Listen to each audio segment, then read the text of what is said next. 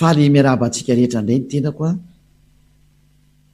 mbola ny ambasadeur-ny Eoswaely ihany miaraka amintsika indray le viteny itia fampianarana larana fafilo moa zany ty larana faharoa ambin'ny folo indray ny fampianarantsika ny amin'izao an'izao izay mitondra ny lohateny hoe tsy izy mihitsy ny krismasy fa fampianarana ny démonie zany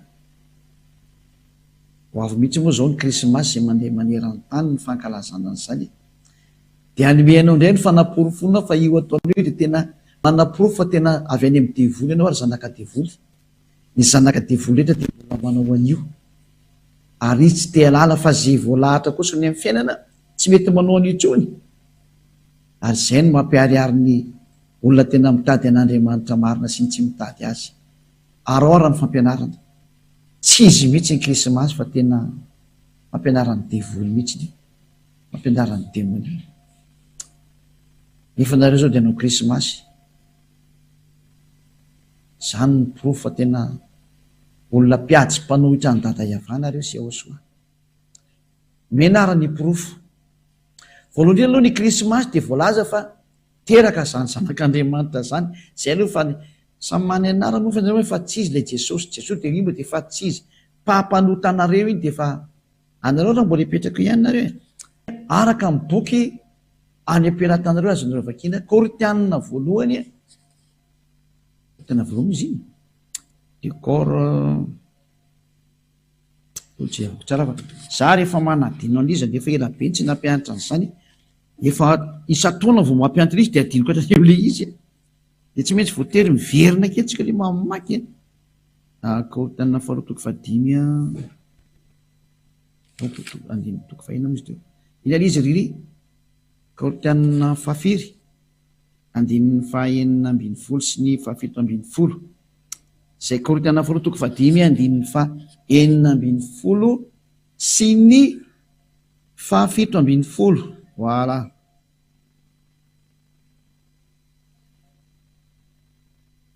fa misy teo Korinthianina faharoa toko fahadimy andininy fahafiry enina ambin'ny folo mahafinaritra efa mameno tsara koa le teknisiana rehetra Korinthianina faharoa toko fahadimy andininy fahaenina ambin'ny folo no vakitsika amin'ny anarany Ahosoa koa dia tsy mahalala olona araka ny nofo intsony izahay ny apôstôly moa zany dia efa nametraka mihitsy hoe tsy mahafantatra olona araka ny nofo intsony isika zany izay koa na dia nahalala ny Ahosoa araka ny nofo azy izahay dia tsy araka izany tsony no alalana anazy ankehitriny zany hoe tsy azo fantarina amin'izany nofo zany tsony izy ry-piaino malala tsy azo fantarina amin'izy nofo izy ka tamin'izy teraka dia teraka tao amin'ny nofo zay naka nofo izy dia tsy azo atao zany matsiaro an'iny fahalalana napetraka i Ahosoa tamin'ny lalan'ny apôstôly zany ka io Ahosoa io zanak'Andriamanitra izay ataonareo anarana tsy izy io zanak'Andriamanitra izay teraka io dia ny lalàna dia miteny hoe tsy fantatra araka izany intsony izy zao vakitsika indray amin'ny baiboly anakaiky indray tsy fantarina araka izany intsony izy Korinthianina faharoa akiko amin'ny karazana baiboly ty teneniko ty Korinthianina faharoa toko fahadimy andininy fahafiry enina ambin'ny folo malaza be indray iry zany dikan'izao Korinthianina faharoa toko fahadimy andininy fahaenina ambin'ny folo koa dia tsy mahalala olona intsony araka ny nofo isika eny ka tsy mivoaka ny izy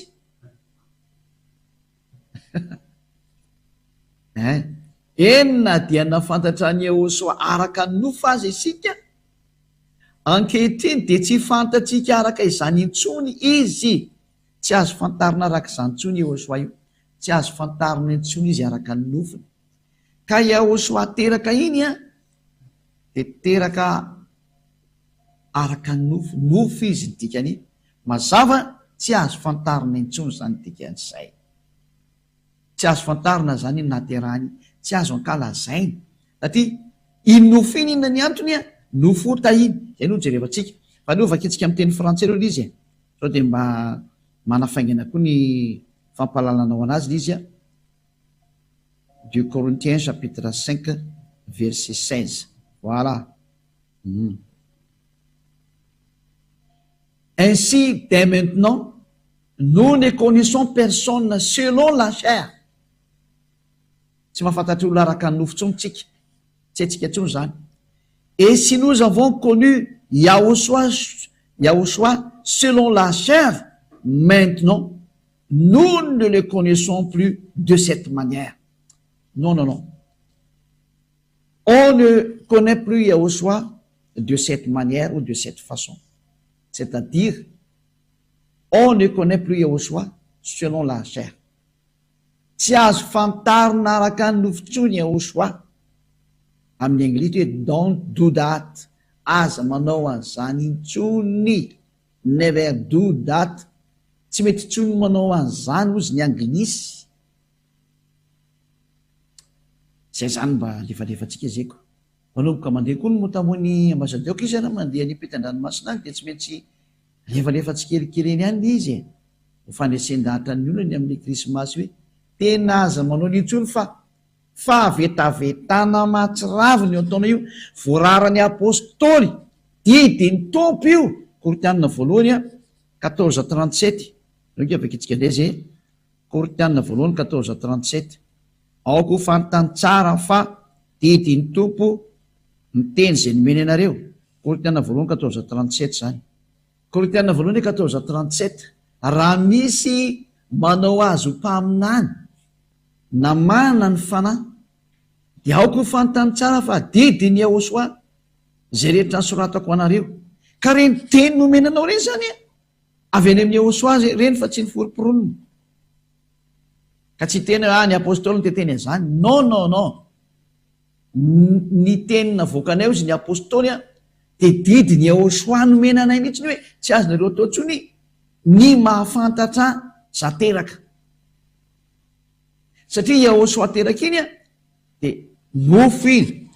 Hébreu 2:14 nofo iny teraka iny ka le nofo mihitsy ny tsekeny Yahushua ho ankalazainy intsony na omena zay anaovanao anazy zany hoe ho ankalazainao na tsy haiko hoe nanaovanao fotoam-pivavahana ho fahatsiarovana. Non, non e non.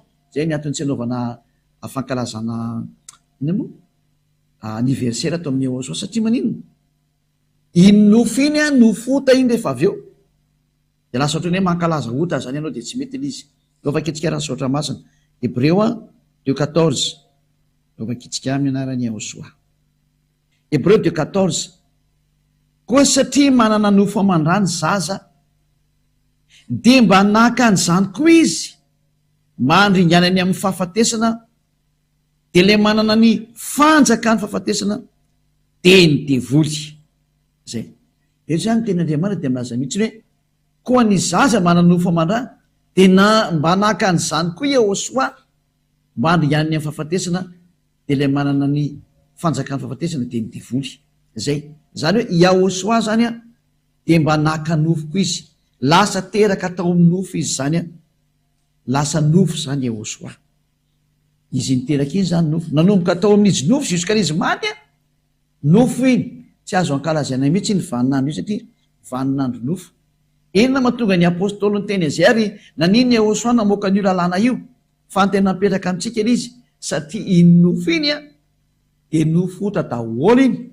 Fa rehefa nitsangana tamaty Yahushua vao tsisy ota intsony ny nofony. Nofo vaovao iny nofo ny lanitry iny ilay tena tsy mety maty avy any amin'ny lanitry iny tena vatana hafa mihitsy iny. Fa raha vao nanomboka tamin'izy teraka juska hatramin'izy teo amin'ny azo fijaliana izy maty teo iny nofo ota daholo iny dia tsy azo ankalazaina. Aiza misy an'iny daholo fa kekendray tsy tadidiko Romanina 8 ndray fa man'izy zay tsy diso. Romanina 9 Romanina 8:3 ka 2:3 Romanina 8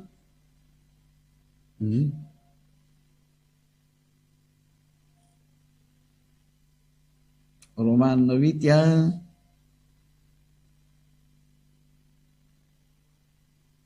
Mm-hmm.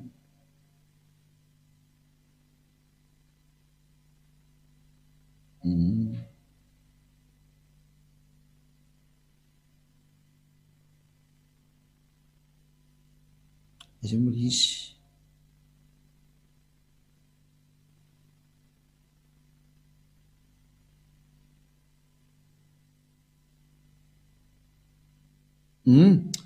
Romanina toko fahavalo andihan'ny fahatelo no vakitsika de toizatsika miandin'ny fahatelo de fampy zay.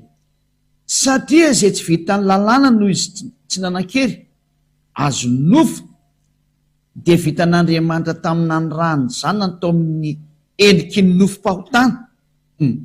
Rehefa ny rany zany io zany io de naka ny endriky ny nofom-pahotana.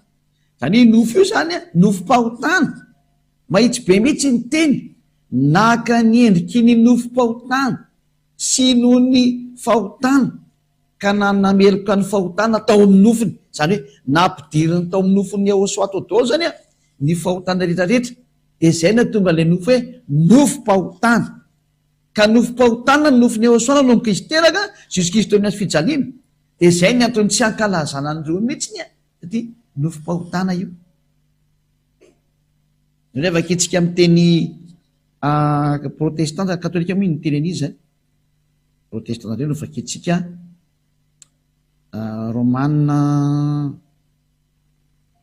efa aleo zany le akanjo eto aty milady sy amin'ny sabotsy sy akanjo namboarinareo zany aleo aty amin'ny Yahosoa am'izay no entina tsy le hoe hiderana le tena marina am'izay le tena izy le manala ny fahotana tsy le hoe entina ho anazy am'izay. Lasa mampalely be le akanjo tsy hita hoe atao ahoana izy nefa efa ambany vidiny ihany. Taraiky be kozy nareo ianao vao ny teny tsisy taraiky zany fa tsy very angely izy eto aty amin'ny Yahosoa. Vao miara anao faly be tena aty amin'ny Andriamanitra marina mitondra n'izany zavatra zany tsara be nge zany.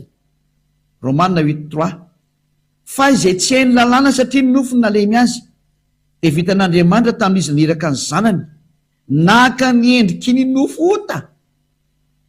Zany hoe ty Yahosoa teraka ity zany le io nateraka tao amin'ny nofo nandray nofo aman-drany mba nandray an'izany nofo aman-drazany koa izy de nateraka tao amin'ny nofo ka naka ny endriky ny nofo ota sy ny amin'ny ota ka nanameloka le ota tao amin'ny nofony. Zay zany nambarany Yahosoa hoe ity nofo ity ozy Yahosoa de nofo ota araka ny nampianariny tamin'ny apôstôly. Ka raha ianao zany mankalaza an'ilay Yahosoa teraka de ny lalàna an'Andriamanitra Yahosoa mihitsy no miteny mankalaza ota ianao. Zay ny tenin'ny Andriamanitra Abrahama. Zay rehetra mankalaza Krismasy de mankalaza ota. Lalàna io fa tsisy namorona anio ary lozika be zany satria nalefa ny Yahosoa atao amin'ny tenany daholo nge ny fahotana. Zay hoe tonga izy malavitra ny fahotana.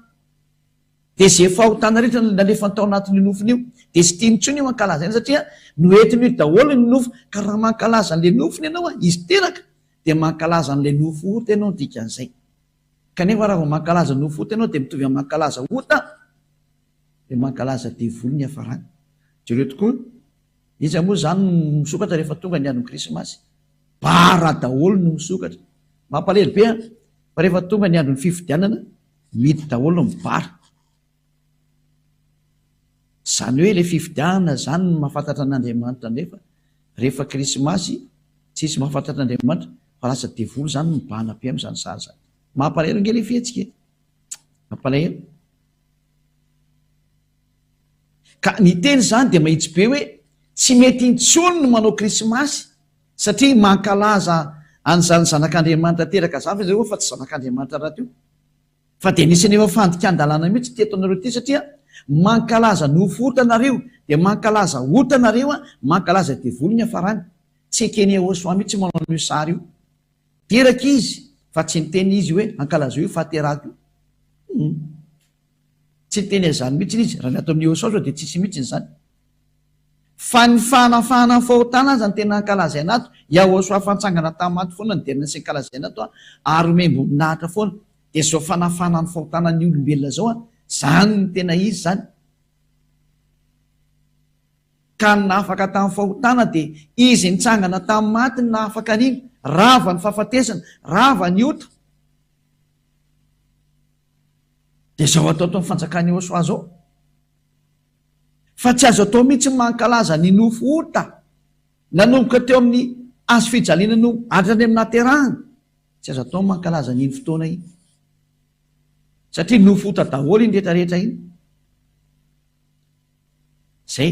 Dia zay ny antony tsy azo atao ntsony atao amin'ny Josoa ny mankalaza ny verset satria nofota iny. Fa raha misy eo ankalazainao reo azy te ankalaza ary azo atao tsara mihitsy izy ho famezam-boninahitra ny daday avasy Josoa no ny hafanafana anao atao amin'ny Josoa ny resahako dia ianao natao batisa. Ino ny vaninandro goavana ho anao iny? Satria tamin'ny ianao natao batisa iny nanomboka teo ianao le afaka tamin'ny fahotana olo vaovao zany no mendrika ankalazaina amin'izay zany. Ino ny vaninandro goavana iny? Ary iny tena azonao tena naovana fety be amin'izay itiavanao anazy, na nasanao fokon'olona na vahoaka tsy fantatrony masianao amin'izany mety be mihitsy satria tena andro lehibe ho anao iny satria lasa olom-baovao ianao. Zay zany fa dia mifarana teo ny teniko fa tsy lava be moa ty fampianarana anankiray ty fa fohy de fohy fa tena hatrany dia nivendikanina no meko anao hoe tsy azo atao io fa mankalaza oty ianao ny tena marina. Efa ny alany Josoa io fa tsy afaka etenako io nge fa tsy voaka anazy ka izy mihitsy ny teny hoe tsy mety io. Amaly anazy ianao zany. Rehefa mamaly ianao zany dia iny ny proof fa tena devoly ianao. Satria izy tompony ary miteny hoe tsy mety io sary ohatra nofotana io ataonao io ankalazainao io dia tsy azotsika tsarovana arak'izany tsony izy. Mazava be ny tenin'ny apôstôly teo hoe tsy azo tsarovana arak'izany, tsy mety ny mahatsiaro an'io, tsy mety ny mankalaza an'io, io izy teraka io. Tsy mety io. Zay moa tonga anatin'ny teny anao hoe tongava mikaty maso fa iny tena mety satria izy mitsangana mihitsy no memboninahitra sy ankalazaina dia nisolo vitany. Izy efa nitsangana memboninahitra hoe navita izy vita ny famonjena izy. Zay zany fa dia mirary soanao za ho tonga sainy. Aza mety manao krismasy tsony fa tsy izy io. Aza manaraka ny lohan'ireo mpitondra fivavahana efa manipy anao any amin'ny elo io, mbola tsipy ny fanipiro indray anao zao. Fa dia be zao no atsipy any amin'ny elo amin'io fotoanan'ny krismasy io, hiazakazaka ny daolo indray rehetrarehetra ho atsipy any amin'ny elo satria dia hiditra any amin'ny fandikan-dalàna indray ary dia ho ataony iny tena ho ataony mihitsy tsy mivakinao izy. Fa ianao izay mandeha kosa ka tonga saina tsaroa fa fitiavana zao tenin'ny Elia zao manarahany Elia. Aleo tsotsotso any zay tsotsotso fa ianao mba mivily lalana amin'izay maro sarera amin'izay ndao naraka ny Elia. Mifarana ny teny koa toka fa ho tonga saina ianao na ianao izany teny zany ary tsy hitanao an'izany krismasy antsoa satria tena ny devoly zany hevitra zany. Ary mankalaza devoly nareo amin'ny hevitra io satria ota io ankalazainareo izy ho Josoa. Zay no mahatonga ny apôstôly hoe tsy azo atao tsony zany, tsy fantatsika tsony zany zavatra zany. Soatra masina tena tsy fantatsika tsony zany, tsy ataotsika tsony zany nefa ianao mbola manao ihany. Mpandika lalàna ingena hoe zany no mahadevoly ny devoly, mpandika lalàna. Zay no mampanota anao dia mba tonga hava saina. Miraso anao tonga saina hivavaka tsika. Sotra dada malay avany amin'izany teny zany. Mba tena ho tonga saina tokoa nge ny olona mandray zao fampianarana zao. Fa tena mampalahelo no mahazo ny olombelona. Tena voafitaka mihitsy. Dado. Elia mangataka hatrany ary tena mangataka mafy dia mafy mihitsy. Irao ny fanahy masina andresy lahatra olo. Manirana n'ity izao tontolo izao eto amin'ity tany ity. Aoka ny fanahy masina izay mahay mandresy lahatra ny hafa firenena. Mahay ny fiteny maro samihafa avy any aminao. Andresy lahatra ny olona iverenany todika any aminao amin'izao fampianarana izao. Ho resenao lahatra mihitsy izay voantsonao dada Iavasy Josoa anatona ny Elia. Dado, mihaino ny fangatahany Elia mandrakariva ianao. Ampio Elia vitany asany hatramin'ny fanany ampiferina ny olona ho any aminao. Sorapetraka dada malalo. Fa iaino ahy ianao tena mbola iaino mandrakariva ianao. Amin'ny anaranao Josoa anao sy mivavaka zany. Halleluja. Amen. Dia izay indray ny fiarahantsika tamin'ny fampianarana mirary soatsiketra samotaino soary tonga saintsika hiverina amin'ilay tena tompony teny sy ny fampianarana dada Maria Iavasy Josoa zay. Ilay ny teny hoe aza manota intsony. Dia samotaino soa ho amin'ny fampianarana manaraka indray mandra-peona indray aza.